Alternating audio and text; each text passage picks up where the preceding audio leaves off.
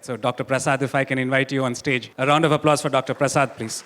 But we are glad you're here. In occasions like this, we are able to reflect on what has happened. And what we've witnessed is that globally, India is in the forefront. We're only second to China when it comes to green. And now when you look at all the wins from 2025, and in this month, we have green ammonia tenders for domestic.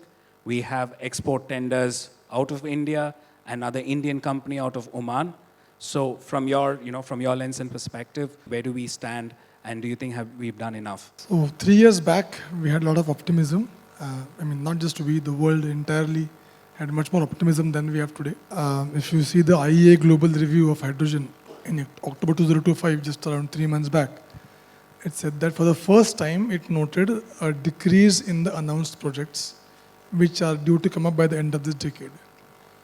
But also, people took that as the headline, which is not wrong. But there's also another information which sort of people missed, that the investment pace, which the FIDs and actual plants which have invested, that pace is not gone down.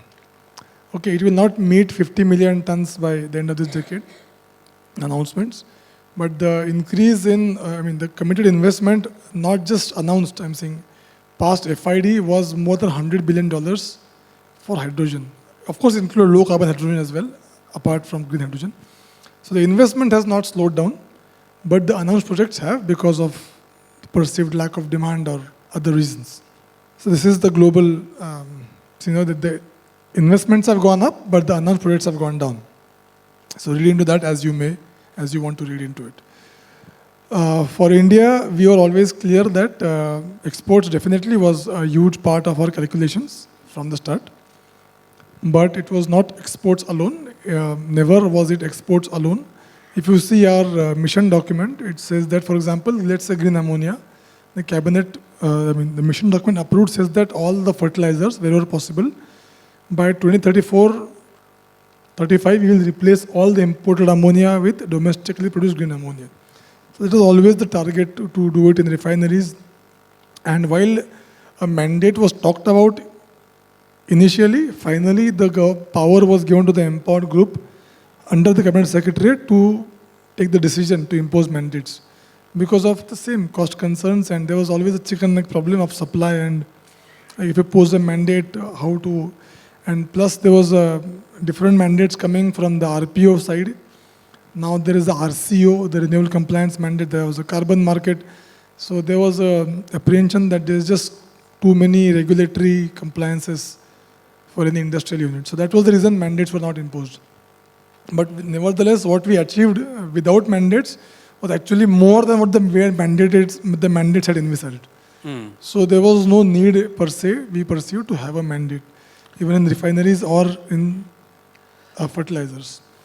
So domestically, we have done quite a bit. Now actually we are, apart from the mission and the subsidies, we have taken a lot of steps for the entire sector without, for example, the ISTS waivers, the Green EIA waiver from the Ministry of Environment waiver, and currently we are pursuing several other ministries for different concessions in the duty benefits in RE plants, in EOUs and SEZs.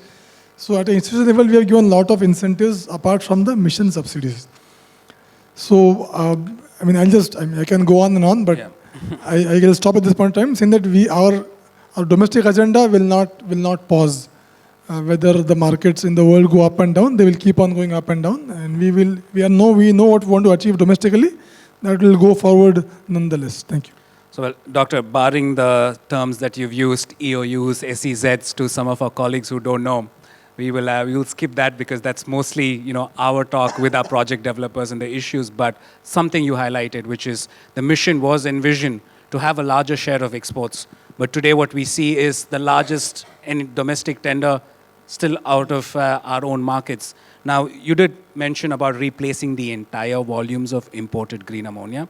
And did you say the timeline was 2035? Do you think that could happen within the next 2-3 years, considering that we've understood the mechanisms on how these modalities could work? I don't know. I don't want to comment the future 10 years from now. It's almost impossible. I'm saying that is the vision given in the cabinet note. In the note. In the mission. Yes. So but do you see that happening sooner? Because sooner than later? I mean, if you see the latest tender, which will be out, I think, for the refinery in Numaligarh, I think we will probably reach one more historical low in the terms of the prices. The reverse auction is still pending. I think only the first stage of the bid has gone through. But we'll just wait for the reverse auction price to be discovered, and there'll be a new shock for everyone. So, yeah. I think some of the project developers are trying to avoid these shocks because now it's scaring us on how low this could go. But also it's bringing that attention that is much needed towards the country as well. But I'll give this opportunity to anybody from the audience to ask questions to Dr. Prasad Chaphekar. Doctor is the Deputy Secretary at the National Green Hydrogen Mission or within MNRE. So if you have any questions that's related to the mission, developments from the government, please. We have one hand up. Hi sir, I'm Dr. Nisak from Torun Power. So the site scheme is already there about the refinery and as well as the ammonia, and we are sort of supporting the providing the RE support to the few of the developers and etc. While doing so, we come across one of the in the value chain, one of the players which we have not envisaged previously, which is the CTU timelines and the actual projects coming up. Now these are the creating the bottlenecks, considering, and they have their own mandate of the monetizing the asset by themselves, considering the ISTS waivers and etc. So my point is the COD for the projects and the CTU timelines. There has to be certain synergy which has to be created and certain mechanism which has to be implemented by either ministry or the MOP or etc. So do you have any sort of the views or on this regards? Thank you.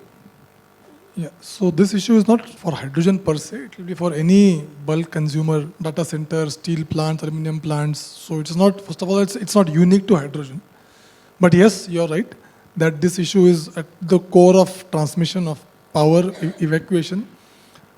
Till the power ministry is concerned, that they're saying that it is not possible for them to continuously take lines from the western part of India, Rajasthan, to wherever they can do it for a limited amount, limited portion. But to have all or almost large part of the industry on the eastern part, consumption points like steel, for example, is many on the eastern coast, and the REs on the western side, Maharashtra, Gujarat, Rajasthan. So it's also a challenge for them to lay such long power lines from east to west, or west to east, whatever you want to call it. So it's not an easy issue for even them. Even if they want to, it's difficult. Secondly, they have to have tackle multiple issues pertaining to the squatting of electricity. They also have to have, they are also not just responsible for hydrogen, they are responsible for the entire grid management. It includes issues of, reactive power and other technical issues of oscillations. If you have too much power injection from one point, imagine like you have been told that there's a country you only have pumping water from one part of the country to everywhere else. The size of pump would have to go really, really high. And the higher and higher you go, the technical problems are more and more. So something very similar happens with power as well. But if you see the CRC staff paper which has been released in, I think, a couple of months back, we are giving our comments to that staff paper, which we have also had a multiple meeting with the Ministry of Power on this issue.